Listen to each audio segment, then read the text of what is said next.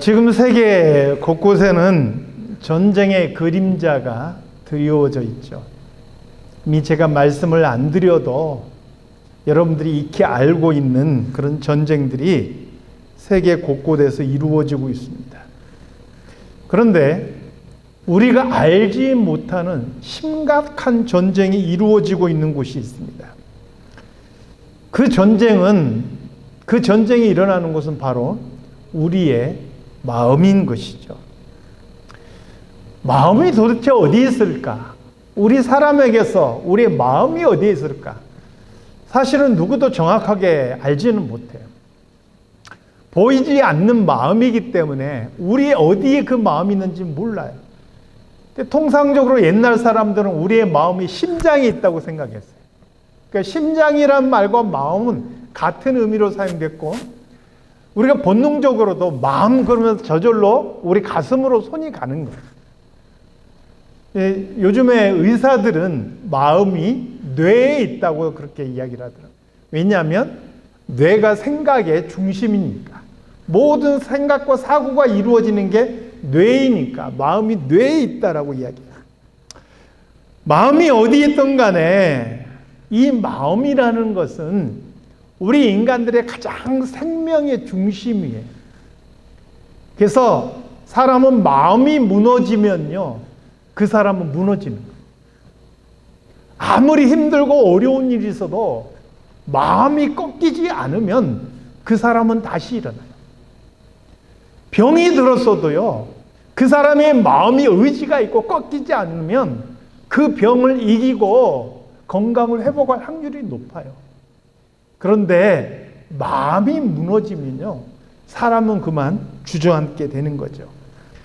잠언 4장 23절에서는 모두를 지킬 만한 모든 것들 중에서 더욱 내 마음을 지키라. 생명의 근원이 이에서 남이니라. 이렇게 말씀했어요. 특별히 우리 이 자리에 보면 연세가 많으신 분들도 계세요. 근데 중요한 건 나이가 들어갈수록 마음을 지키는 게 굉장히 중요해요. 우리의 마음이 굳건하면 우리 정신도 맑고, 그리고 건강도 유지하고 나갈 확률이 큰 거예요. 굳건하고 우리의 마음을, 생명의 중심되는 마음을 지켜나가는 우리 모두가 되시기를 바랍니다. 그런데 이 마음은요, 비어있지 않아요. 이 마음에는 항상 무엇인가가 가득 차 있어요. 그 가득 차 있는 것이 마음의 주인이에요. 무언가가 그 마음을 차지해서 주인 노릇을 하고 있어요. 혹시 마음이 비어있다 하는 사람은요, 사실은 마음은 비어있을 수가 없어요. 뭔가가 주인이 돼야 되는데, 마음이 비어있으면요, 마음이 공허하고 뭔가 정말 텅 빈 것 같아서 뭔가를 찾아서 사람이 헤매는 그런 본능이 있어요. 그리고 기어이 그 안에 무언가를 채워넣고 마는 거예요. 그게 마음의 주인인 거예요. 그 주인이 물질이든 가치든 사상이든 관계없어요.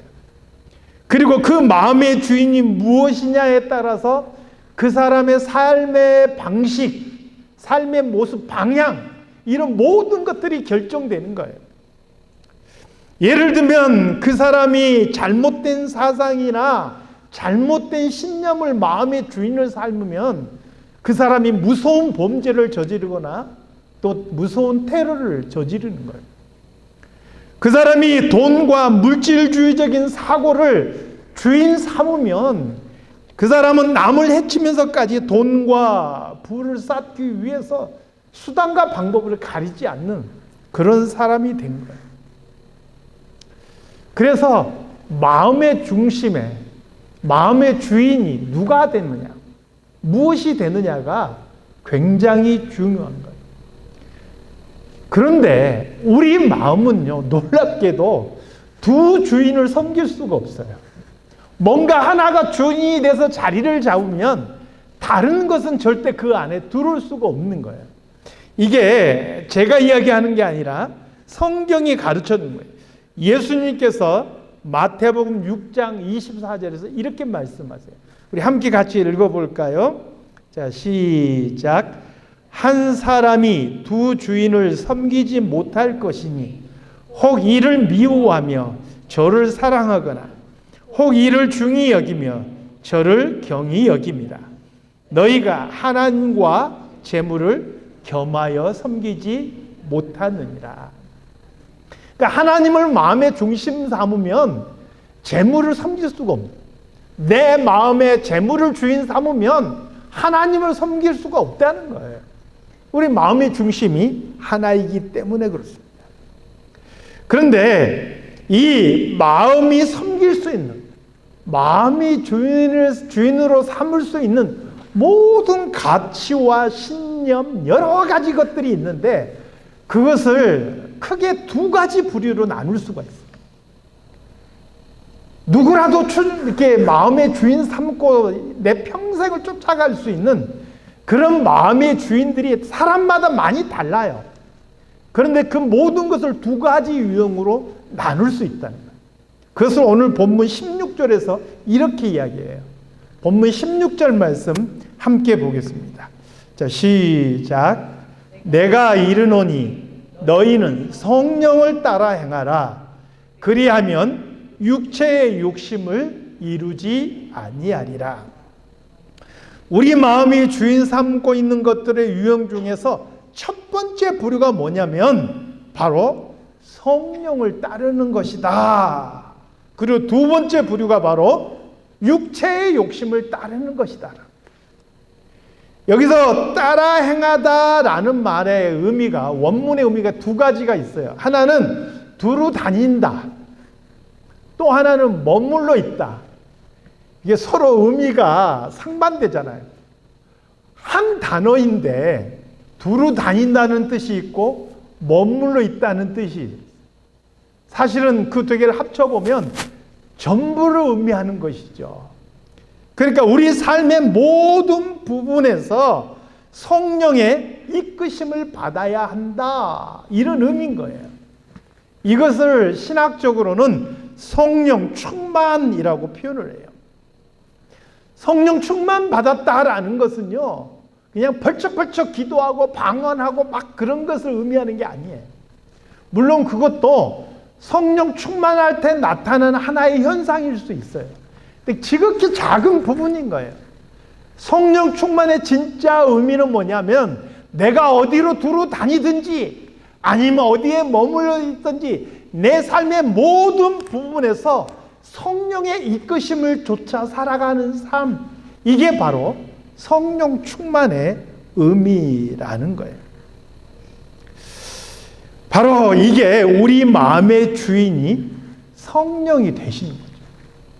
이렇게 성령이 우리 마음의 주인이 되면 우리 마음은 두 주인을 섬길 수 없으니까 또 다른 주인 노릇하려고 하는 육체의 욕심이 우리 마음에 들어올 수 없다라는 거예요. 이미 13절에서 우리가 육체의 귀해라는 말을 살펴봤는데요. 이 육체의 귀해라는 말과 또 육체의 욕심이라는 말, 그리고 이후에 17절에 나오는 육체의 소욕, 이 모든 말은 결국은 한 가지를 의미해요. 죄의 본성을 따르고자 하는 우리의 성향을 의미하는 거예요.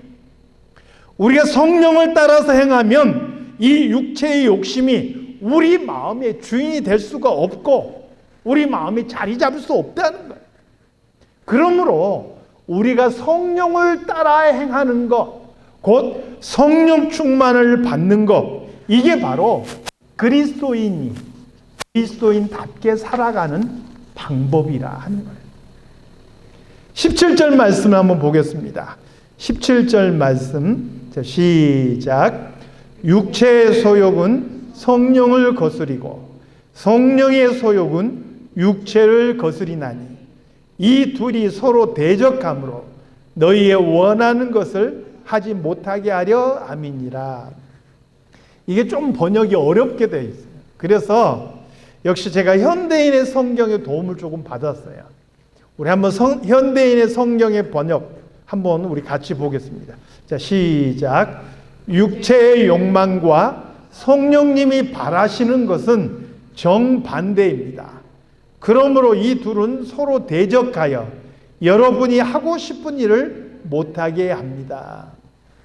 그러니까 육체의 그 소욕이라는 것과 성령님의 의지는 서로 정반대로 대립하고 있다는 거예요. 그래서 우리가 육체의 소욕을 따르게 되면 성령님이 좋아하시는 것, 선을 행하고 하나님을 기쁘시게 하는 그 모든 일들을 할 수가 없다는 거예요. 반대로 우리가 성령님을 따르면 육체가 원하는 것, 죄의 본성이 원하는 것, 우리가 그것을 따라갈 수가 없다라는 거예요. 사랑하는 성도 여러분, 예수님께서 우리를 위해서 십자가에 죽으셨고 우리는 바로 그분을 믿음으로 구원을 받았습니다. 이 구원에는 내가 무엇인가 보탤 수 있는 것이 없습니다. 온전히 그 은혜로 구원받은 것이죠. 그런데 내가 구원받은 자, 그리스도인이라는 옷을 입기는 입었는데 우리의 속을 들여다보면 우리가 의인인가요? 죄인인가요? 신부는 의인이에요. 의의 옷을 입었어요. 우리 속을 가만히 들여다보면 의인이에요? 죄인이에요? 내 마음으로 하나님을 기쁘시게 하는 일을 더 빨리 쫓아가나요? 아니면 내 욕심 채우는 일을 더 빨리 쫓아가나요? 사실은 우리가 하나님을 기쁘시게 하기보다 아직도 내 안에는 내 욕심을 채우는 것이 더 가득한 게 사실이에요. 죄의 본성이 우리 안에 자리 잡고 있다라는 거예요. 겉은 의인인데 속 상태는 그렇지 못하다는 거예요. 그래서 우리에게 주어진 숙제가 뭐냐? 우리의 겉모습에 맞게, 의인이라는 우리의 신분에 맞게 우리의 속 상태까지도 그렇게 변화될 숙제가 우리에게 주어져야 한다는 거예요. 그런데 이게 내가 내 의지로 이룰 수 있는 게 아니에요. 내가 명상을 하고 내가 뭔가 노력한다고 해서 그렇게 이루어질 수 있는 게 아니라는 거예요. 왜냐하면 인간이 약하기 때문에. 인간의 의지가 얼마나 약해요. 작심삼일이란 말이 괜히 나오는 게 아니에요. 자기의 의지를 가지고 이것을 이룬다는 것은 불가능해요.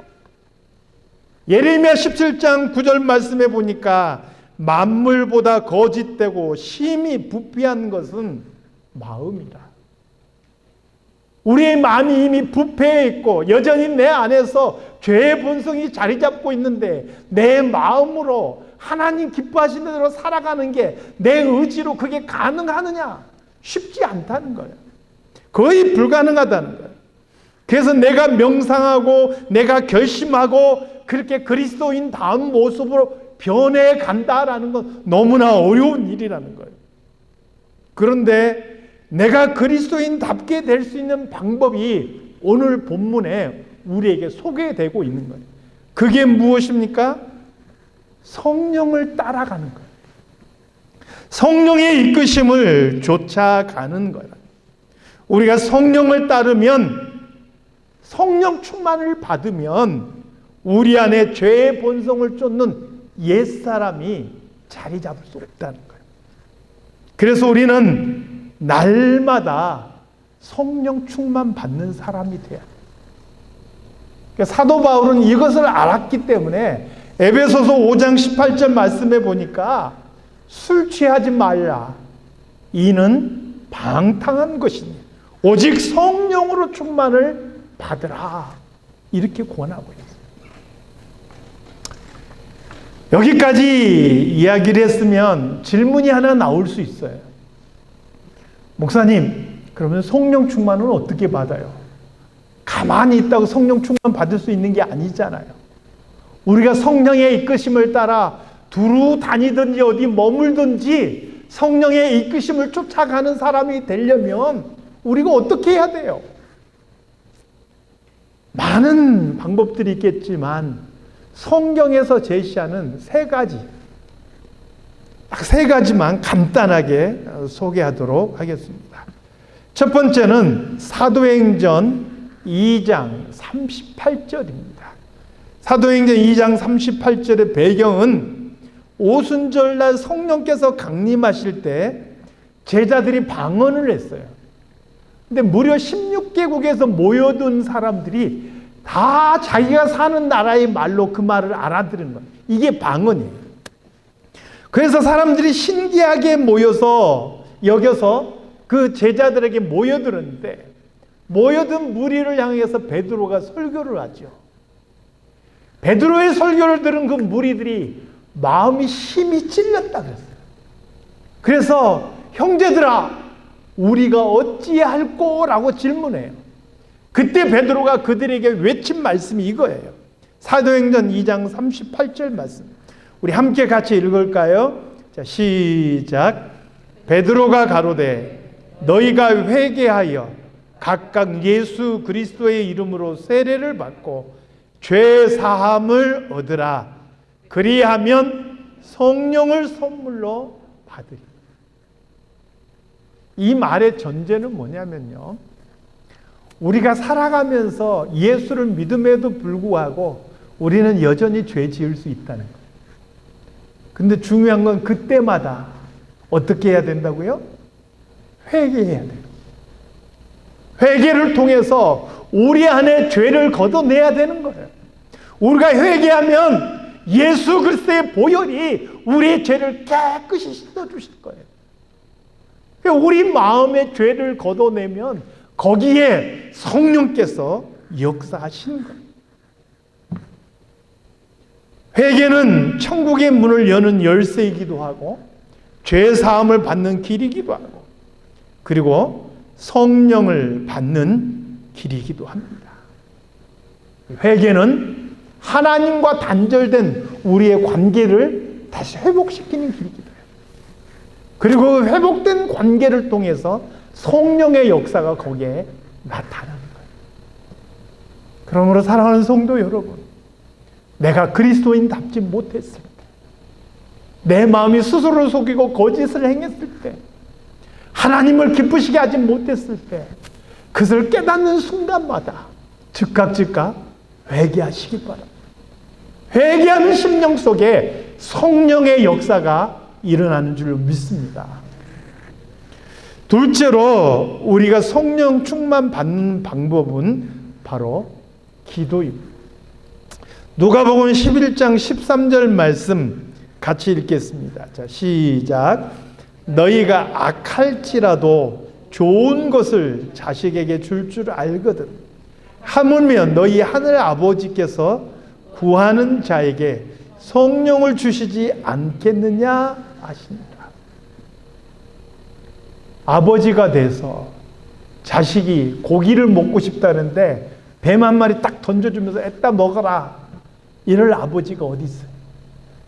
자식이 떡을 먹고 싶다는데 돌멩이 하나 던져서 애따 먹어라 할 그 아버지가 어디 있냐는 거예요. 악한 사람이라도 자기 자식에게는 좋은 아버지이고 싶고 좋은 엄마이고 싶어요. 세상이 하도 폐역해지니까 그도 안 되는 사람이 너무 많아졌지만 일반적으로 보편적으로 사람들이요, 그래도 자식들에게는 아버지로서 어머니로서 최선을 다하고 싶어 하는 거예요. 하물며 하늘에 계신 우리 아버지께서 구하는 자에게 좋은 곳으로 주시지 않겠느냐는 거예요. 이게 좋은 곳으로 주시지 않겠느냐, 이것은 마태복음의 표현이에요. 마태는 그렇게 두리뭉실하게 구하는 자에게 좋은 것으로 주시지 않겠느냐 이렇게 표현했어요. 그런데 누가는 아예 직설적으로 표현하는 거예요. 구하는 자에게 성령을 주시지 않겠느냐 이렇게 말해요. 그러니까 구하는 자에게 구하라 주실 것이요, 찾으라 찾을 것이요, 문을 두드리라 열릴 것이다. 이 말씀이 나에게 필요한 거 구하라 그럼 다 주신다 이런 의미가 아니라, 거기서 구하라는 것의 핵심이 뭐냐면 성령을 받기를 구하라. 그래서 여러분, 우리가 하루를 시작하면서 하나님, 오늘 하루를 시작할 때도 성령께서 나를 이끌어 주십시오. 성령 충만한 하루가 되게 해주세요. 이렇게 기도하라는 거예요. 그 기도하는 자에게 하늘 아버지인 우리 하나님께서 좋은 것으로 성령을 주시지 않겠느냐 말씀하고 있는 거예요. 사랑하는 성도 여러분, 하나님께서 주실 성령을 간구하시는 저와 여러분이 다 되시기를 주님의 이름으로 축원합니다. 마지막 세 번째, 이쯤 됐으면 세 번째가 무엇일지 짐작이 되시죠? 회개가 나왔고 기도가 나왔으면 세 번째는 뭐예요? 너무나 따라 나오는, 바늘과 실처럼 따라 나오는 거예요. 말씀이에요. 말씀을 통해서 성령은 역사하는 거예요. 하나님의 말씀은 그 자체로 살아있고 운동력이 있어요. 히브리서 4장 12절 말씀을 한번 같이 읽겠습니다. 자, 시작. 하나님의 말씀은 살아있고 활력이 있어 좌우의 날선 어떤 검보다 예리하여 혼과 영과 및 관절과 골수를 찔러 쪼개기까지 하며 또 마음의 생각과 뜻을 판단하나니. 하나님의 말씀을 우리가 가까이 하면 그 말씀이 우리를 이끌어가는 거예요. 어디로? 하나님의 뜻에 맞게. 그리고 그 말씀과 더불어 성령의 역사가 우리 안에 일어나는 거예요. 사도행전에서는 교회가 부흥하고 성령의 역사가 강하게 일어나는 모습을 다른 말로 표현하지 않았어요. 하나님의 말씀은 흥왕하여 더하더라 이렇게 표현했어요. 성령의 역사가 강하게 일어났다, 교회가 부흥했다 이렇게 표현한 게 아니라 말씀이 힘을 얻고 말씀이 세력을 얻고 말씀이 흥왕했다 이렇게 표현했다. 하나님의 말씀이 풍성한 곳에, 성도들이 하나님의 말씀을 내 안에 담는 곳에 거기에 성령의 역사가 일어나고 거기에 부흥의 역사가 일어난다는 거예요.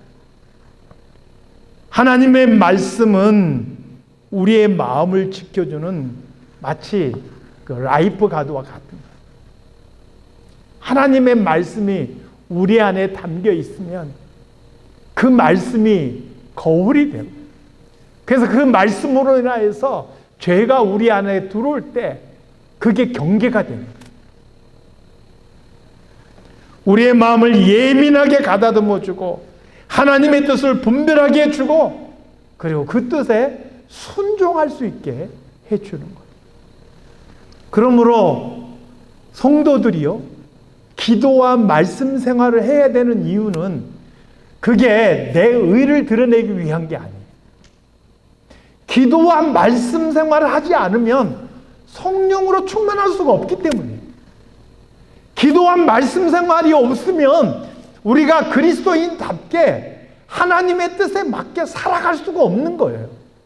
그래서 내가 예수 믿는다 하면서 기도와 말씀을 가까이 하지 않는 사람은 문의는 그리스도인이라 하면서도 전혀 하나님의 뜻과 다르게 살아갈 수가 있는 거예요. 성령 충만하지 못하는 거죠. 그러므로 사랑하는 성도 여러분, 말씀과 기도로 성령 충만 받는 우리 모든 성도들이 다 되시기를 바랍니다. 그래서 구원받았지만 여전히 내 안에서 전쟁이 일어나고 있어요. 내 마음속에서 우리가 알지 못하는 그런 전쟁들이 계속 이루어지고 있는 거예요. 세상에서는 눈에 보이지 않는 전쟁터입니다. 이 전쟁에서 조금씩 승리해 가시기 바랍니다. 성령의 이끄심을 따라서 살아가시기 바랍니다. 그래서 우리의 인생의 끝날을 봤을 때 어느 틈엔가 내가 예수님 닮아 있고 누가 봐도 그리스도의 향기가 드러나고 누가 봐도 저 사람은 예수 믿는 사람 같고 그런 성도의 모습이 다 될 수 있기를 우리 주님의 이름으로 축원합니다. 기도하겠습니다. 하나님 아버지, 우리가 그리스도인으로서 성령을 따라 행하라 라는 말씀을 함께 음미해 봅니다. 겉모습은 그리스도인인데 속은 여전히 옛사람이고, 겉모습은 그리스도인인데 여전히 하나님의 뜻은 분별하지 못하고 육체의 소욕을 쫓아서 살아가는 우리들이 되지 않도록 하나님 저희들을 도와주시옵소서. 날마다 성령의 이끄심에 따라서 성령 충만하게 살아갈 수 있는 우리 성도들이 다 되게 하여 주시옵소서. 거룩하신 예수 그리스도 이름으로 기도드리옵나이다. 아멘.